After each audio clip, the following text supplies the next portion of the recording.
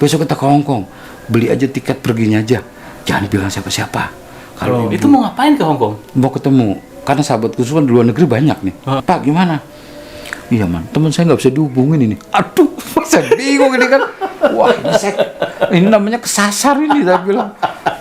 Sampai sekarang pun Gus Dur tidak tahu bahwa yang menolong Kang Sulaiman dan Gus Dur bisa kembali itu Pak Luhut. Iya, nggak tahu. Kalau nggak tahu saya domelin. Saya bilangnya, loh kamu bisa dapat tiket man, bayar di Jakarta Pak. Karena tahu Gus Dur saya nggak bawa duit, Gus Dur nggak bawa duit. Kalau itu karena itu.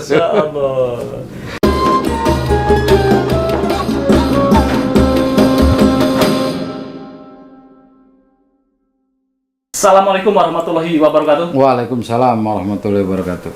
Pemirsa, saya akan membongkar kedekatan 3 sosok besar di Indonesia.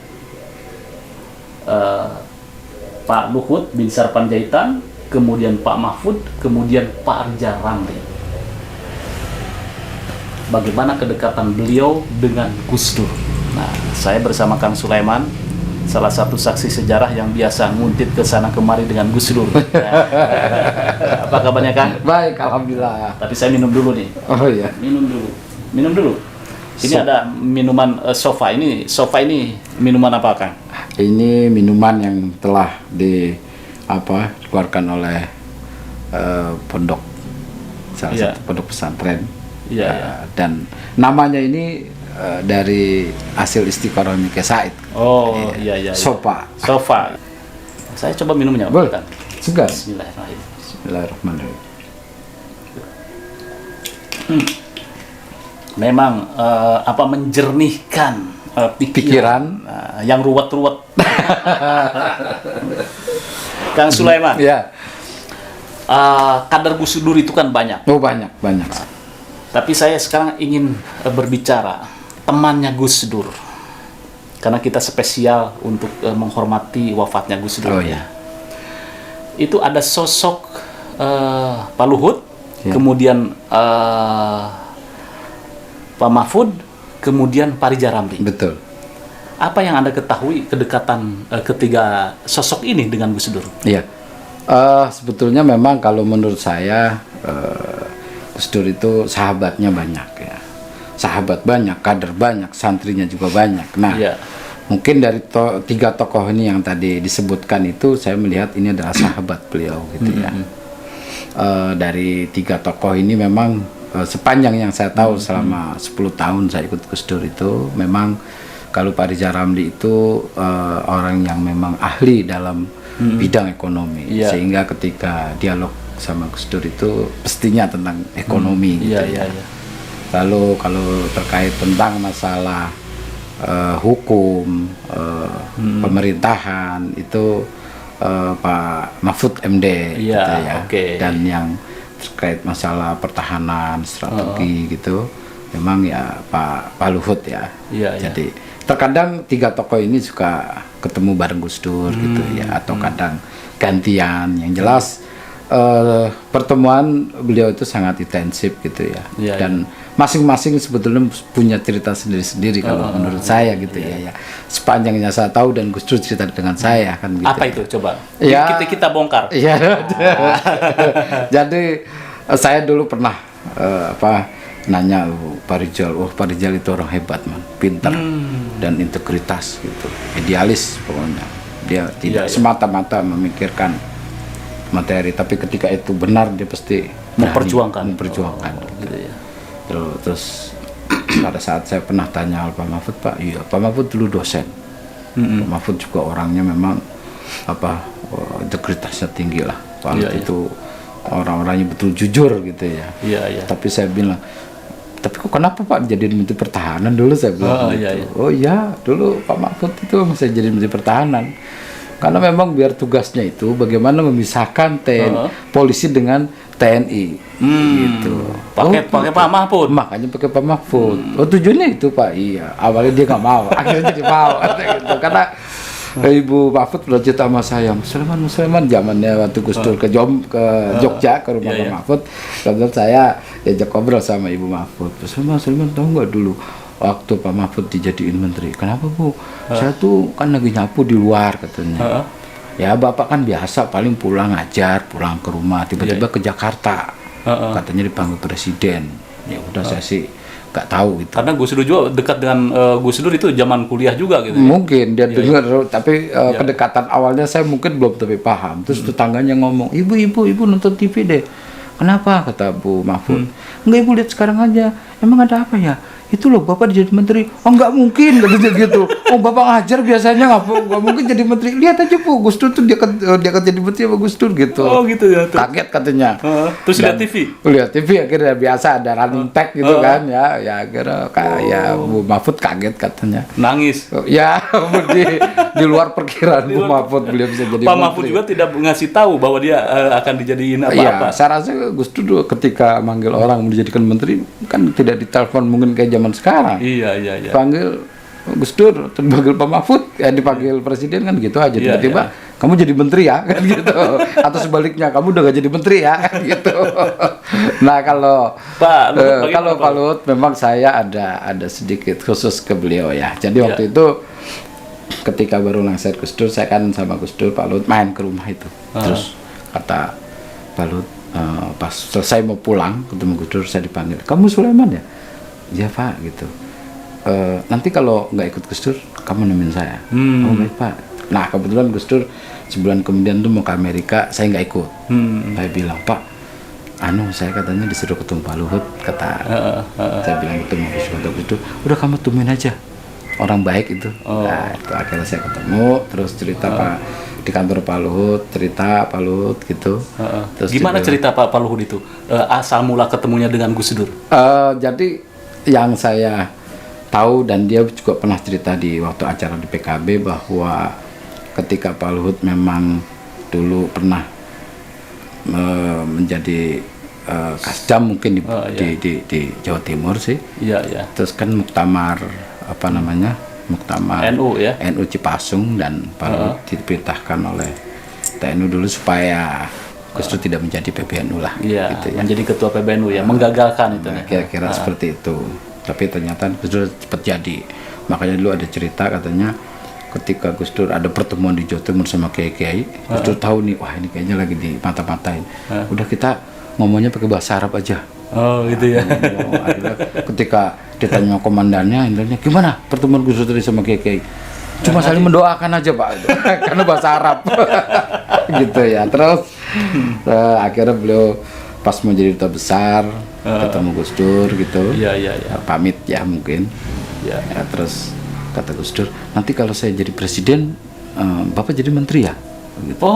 Katanya gitu, kata Pak Luhut, wah nggak mungkin lah. Nggak mungkin Gus Dur jadi presiden katanya. Akhirnya pas ketika jadi duta besar Singapura kan berapa bulan Gus Dur dilantik kan ke Singapura tuh. Iya. Ketemu pengusaha Singapura gitu. Iya. Ada forum dan Pak Luhut sebagai duta besar kan menjadi ketua panitia dan disitulah Gus Dur akhirnya manggil, ketemu lagi. Ya. Kamu ke Jakarta, kamu harus jadi menteri gitu. Iya. Akhirnya dijadikanlah Menteri Perdagangan waktu itu. Iya. Walaupun di sini Pak Luhut kamu, Gus, saya ini kan tentara, masa jadi Menteri Perdagangan? Enggak apa-apa, bagus malah, ya kan? Pak Mahfud ya jadi Menteri Pertahanan, masa Bapak nggak mau jadi Menteri Perdagangan gitu ya, artinya begitu. Tapi dibalik cerita itu semua memang setelah Gus Dur lengser lah, beliau lah betul-betul yang menjaga dan membantu Gus Dur. Karena ketika saya waktu itu ke Hong Kong, ya Gus Dur terima telepon. Biasa Gus Dur kan lu nelpon sendiri tuh. Dia punya handphone, pencet nyambung. Karena saking beliau memang hafal nomor telepon temannya di luar negeri itu. Akhirnya, Man, besok kita ke Hong Kong. Beli aja tiket perginya aja. Jangan bilang siapa-siapa.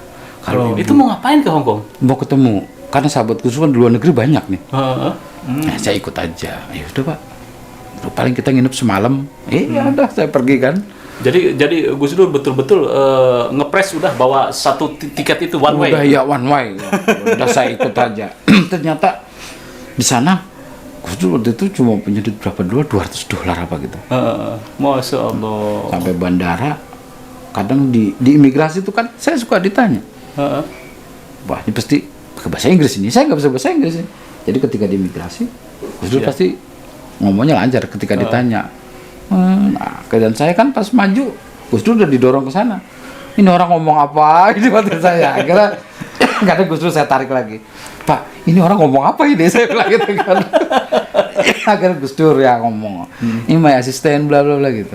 Iya. Kata Gus Dur, ini yang jadi asisten saya jadi asisten kamu ini kayaknya gitu kan. Yang jadi asisten itu siapa? Iya. Saya bilang, salah bapak lah ngajak saya. Dia bilang gitu. Akhirnya ketika kita nyetop taksi, gitu, kadang orang juga imigrasi nanya, ini mantan presiden bukan, karena kita pakai paspor, bukan paspor diplomatik, paspor biasa. Dan orang itu, curiga itu ya, ini Gus Dur apa bukan? Ini mantan presiden apa bukan gitu mungkin ya orang melihatnya. Ya, tapi kan mungkin dia nggak berani nanya seperti itu kalau menurut saya. Dan itu sering saya keluar negeri itu seperti itu, karena walaupun setelah pulang dari luar negeri itu saya diomelin sama Kemenlu lah biasanya sekarang. Karena kenapa? Gus Dur seorang mantan presiden pergi ke luar negeri itu tidak ada komunikasi ke Kemenlu, paling tidak kan kedutaan nanti bisa membantu gitu. Bisa ini gitu. Jadi saya sering diomelin, Pak, Bapak ini biasa ya kalau ke luar negeri nggak ada laporan ke kita. Bapak sebagai asisten harusnya proaktif gitu. Nanti kalau terjadi apa-apa sama mantan presiden di luar negeri, siapa yang disalahin? Negara Pak, gitu. Saya sering bilang sama Gus Dur, Pak, ini apa-apa kita harus ngomong dulu lah. Saya bilang gitu. Saya diomelin mulu. Keusaman. Kalau kita lapor, kita difasilitasi oleh negara, KBRI, itu uang negara, bukan hak kita. Jangan negara lagi susah kok kita malah. Masya Allah. Susah begitu. Makanya jadi sayang sengsara jadinya. Wah, akhirnya saya naik taksi ke Hongkong, udah man. Berarti di tengah kota. Tengah kota yang mana? Udahlah, berarti aja kita kan. Bayar taksi nggak bisa pakai dolar Amerika ternyata, dia minta dolar Hongkong kan. Iya. Waduh, ini gimana caranya di saya? Akhirnya Gus Dur saya turunin, saya masuk ke di lobi hotel, saya cari money changer itu sampai 7 gedung. Tapi saya ingetin, kira-kira daerah Sudirman nih, ini gedung ini gedung ini. Nyari money changer kan nggak gampang, nggak nemu, nggak ketemu Gus Dur lagi, repot saya ini kan. Akhirnya dapat, saya bayar. Akhirnya, Pak gimana? Iya man, teman saya nggak bisa dihubungin ini. Aduh, saya bingung ini kan. Wah, ini namanya kesasar ini, saya bilang. Namun saya ingat, wah waktu itu Pak Lut pernah bilang, kalau ada apa-apa kamu telepon saya. Saya telepon. Masih ada HP ya? Ada handphone. Ada handphone. Iya, udah ada handphone waktu itu. Saya telepon. Selamat siang Pak Lut. Siapa ini? Sulaiman Pak. Loh, kau di mana ini? Saya di Hongkong Pak, lagi keder saya. Loh kok bisa keder gitu? Saya ceritain. Pak tolong bantuin saya, tapi jangan sampai Gus Dur tahu kalau Bapak bantu. Karena Gus Dur nanti marah, karena saya suruh berdua-dua aja ini. Iya. Waduh, ya udah nanti dibantu sama orang saya. Iya. Udah dibantulah sama orangnya Pak Lut tuh. Jadi orang itu gak berani salaman atau apa sama Gus Dur ya. Pokoknya cuma ngasih tiket gitu kan. Iya. Terus pas di Singapura kata Gus Dur, kita nyampainya tengah malam, tidur di kursi aja di bandara man. Biasa saya seperti itu gitu. Itu calon mantan presiden. Aduh, ini repot. Ya kan saya repot bawa koper nanti juga kan. Tapi sepertinya Pak juga udah menyiapkan orang di sana. Jadi ada nama gitu kan. Pak itu kayaknya ada yang nyanyir kita. Loh siapa? Kamu bilang orang ya? Enggak, itu dari maskapai. Nyiapin hotel. Padahal orangnya Pak Lut itu. Akhirnya kita nginep di sekitar hotel bandara, pagi balik Jakarta. Waduh itu pengalaman saya sangat berharga di Tol Pak Lut. Kalau kagak bingung saya. Dan sampai hari ini pun mungkin orang dekat Pak Gus Dur tuh gak tahu keluarga ibu bahwa saya pernah tersesat di Hongkong dan kehabisan uang. Aduh. Dan ternyata ini luar biasa ya. Ada seorang sahabat yang namanya Pak Luhut bin Sarpanjaitan, tanpa mau, mungkin sampai sekarang pun Gus Dur tidak tahu bahwa yang menolong Kang Sulaiman dan Gus Dur bisa kembali itu Pak Luhut. Iya, gak tahu. Kalau gak tahu saya domelin. Saya bilangnya, loh kamu bisa dapat tiket man, bayar di Jakarta Pak. Karena tahu Gus Dur saya gak bawa duit, Gus Dur gak bawa duit. Kalau itu karena itu. Oke, pemirsa Padusa TV, demikian bincang-bincang saya dengan salah satu orang dekat Gus Dur yang kemana-mana biasa ngintilin Gus Dur, Betul. sampai ziarah, kemudian juga sampai kesasar dan kehabisan uang di Kehabisan Hong uang, Kong. iya. Luar biasa. Dan beruntung karena Gus Dur itu orang baik, siapapun ingin menolong dia. Betul. Pada intinya itulah kita bisa mengambil sebuah hikmah atau mengambil sebuah pelajaran. Gus Dur mantan presiden tidak ingin merepotkan budget negara atau keuangan negara. Bagaimana dengan kita? Ya, mudah-mudahan bisa bermanfaat, dan jangan lupa like, share, subscribe pada Suwa TV. Wassalamualaikum warahmatullahi wabarakatuh. Waalaikumsalam warahmatullahi wabarakatuh.